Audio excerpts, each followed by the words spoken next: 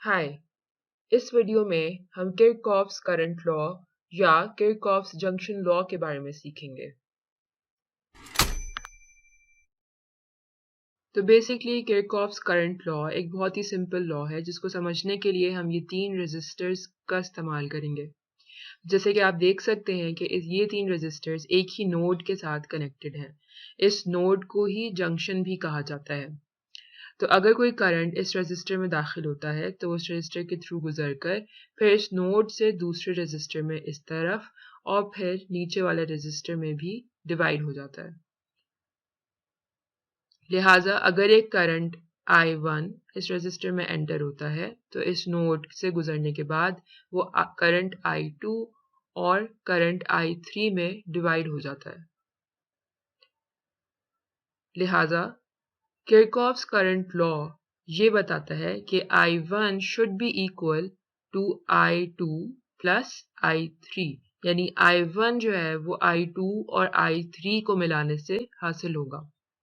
इसी बात को हम इस तरह भी कह सकते हैं कि कोई भी करंट जो कि नोड या जंक्शन में दाखिल हो रहा है यानी कि I in वो बराबर होना चाहिए I out, और इसको ऐसे भी लिखा जा सकता है कि summation of I in should be equal to summation of I out।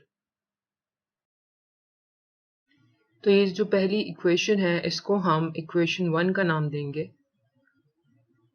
और ये दूसरी इक्वेशन को इक्वेशन 2 का नाम देंगे। इक्वेशन 1 ही को लिखने का एक दूसरा तरीका ये भी हो सकता है कि I in minus I out should be equal to 0, और ये KCL यानी किरचॉफ्स करंट लॉ को लिखने का तीसरा तरीका हुआ। आइए हम एक एग्जाम्पल से KCL को मजीद समझते हैं। तो ये एक एग्जाम्पल है जिसके अंदर कुछ करंट्स नोन हैं और कुछ अननोन हैं। तो जो पर्पल में निशान लगे हुए हैं ये सारे करंट्स अननोन हैं और ये हमें फाइंड आउट करने हैं। तो सबसे पहले हम इनको लेबल करेंगे। ये I1 हो गया, ये हमारा हो गया I2,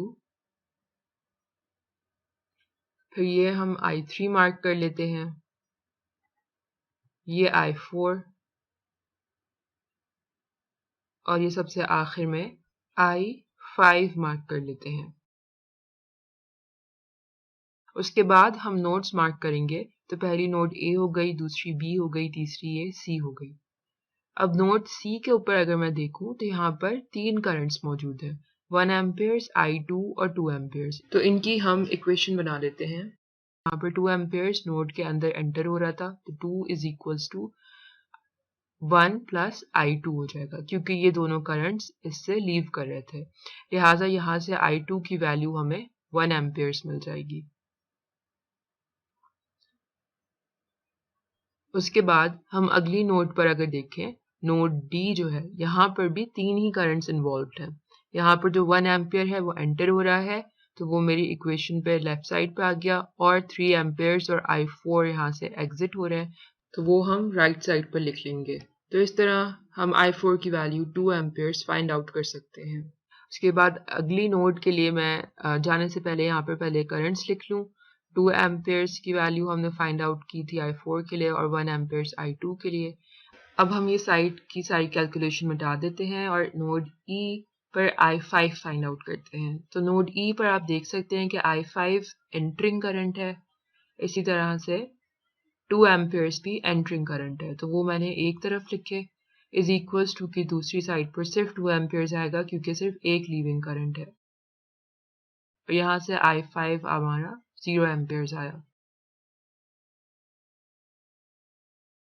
और 0 एम्पियर्स का मतलब ये होता है कि यहाँ से सर्किट का ये पाथ ओपन सर्किट है और यहाँ से कोई करंट फ्लो नहीं कर सकता। अब अगली नोड को हम F मार्क कर लेते हैं और यहाँ से हम I3 कैलकुलेट करेंगे। तो आप देख सकते हैं कि इधर I3 एंटर हो रहा है प्लस 2 एम्पियर्स नीचे से एंटर हो रहा है इज इक्वल्स टू 5 एम्पियर ऊपर की तरफ जा रहा है यानी एग्जिट हो रहा है प्लस I5 जिसकी वैल्यू 0 एम्पियर्स है। तो यहाँ से I3 की वैल्यू मुझे मिली 3 एम्पियर्स। इसकी भी मैं मार्क कर लेती हूँ यहाँ पर वैल्यू, ताकि मैं साइड की कैलकुलेशन को रब कर सकूँ। तो I3 मेरा हो गया 3 एम्पियर्स। अब हम I1 कैलकुलेट करते हैं और इसकी इक्वेशन बनेगी 3 एम्पियर्स जो कि नीचे से एंटर हो रहा है, प्लस I2 जो कि हमने 1 एम्पियर कैलकुलेट किया था is equals to I1 plus I3 जिसकी वैल्यू हमने अभी अभी 3 एम्पियर्स निकाली है। तो यहाँ से मुझे I1 मिल गया 1 एम्पियर्स। चलें, अब इस पॉइंट पर आप वीडियो को पॉज कर सकते हैं और इस प्रैक्टिस प्रॉब्लम को अपने पास सॉल्व कर लें और फिर थोड़ी देर में वीडियो को दोबारा से रिज्यूम करके इसका सॉल्यूशन देख लें। इसमें जो रेड कलर से सर्कल किया जा रहा है ये करंट्स आपके अननोन हैं। तो सबसे पहले इसको सॉल्व करने के लिए हम नोड्स मार्क करेंगे। तो नोड ए हो गई मेरे पास, फिर नोड बी हो गई और ये नोड सी, और सबसे नीचे वाले को हम मार्क करेंगे नोड डी। सबसे पहले हम स्टार्ट करेंगे नोड ए से और यहाँ पर आप देखें कि I1 को अगर मैं पीछे जाके देखूं तो ये बेसिकली नोड ए से एग्जिट कर रहा है। एंटरिंग करंट से मेरे पास 3 एम्पियर्स प्लस 7 एम्पियर्स इज इक्वल्स टू, और दूसरी तरफ मैं लिख दूंगी I1। तो यहाँ से मुझे I1 की वैल्यू मिल गई, I1 is equals to 10 amperes. फिर उसके बाद हम नोड बी पर देखते हैं। नोड बी पर I2 एंटर हो रहा है इज इक्वल्स टू, और 7 एम्पियर्स प्लस 10 एम्पियर्स एग्जिट हो रहा है।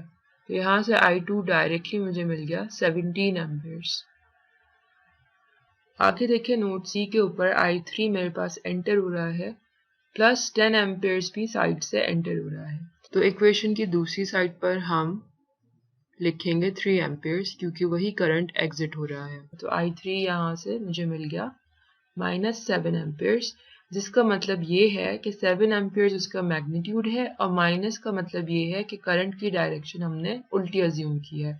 तो हम इसकी करंट की डायरेक्शन C से D की तरफ कर देते हैं। इसी तरह अगर आप इंटरेस्टेड हैं तो ये मजीद प्रॉब्लम्स आप सॉल्व कर सकते हैं और हमें कमेंट्स में जवाब बताकर अपना आंसर चेक करा सकते हैं। उम्मीद है कि आपको ये वीडियो पसंद आई होगी और आपको इससे KCL का कॉन्सेप्ट क्लियर हुआ होगा। अगर ऐसा ही है तो हमें लाइक ज़रूर करें और हमारे चैनल को सब्सक्राइब करें और अपने दोस्तों के साथ शेयर करें। मिलते हैं अगली वीडियो में।